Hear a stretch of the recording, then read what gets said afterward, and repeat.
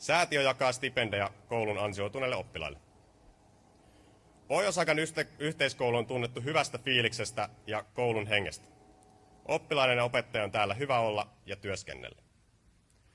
Tätä henkeä haluamme säätiössä vaalia. Ja tämän stipendin perusteena on: oppilas on edistänyt koulun henkeä hymy huulessa, mutta täysillä, ja koulun yhteisöllisyyttä. PHYK säätiön stipendi hymy huulessa, mutta täysillä 250 €. Vilka Koivukoski 9D.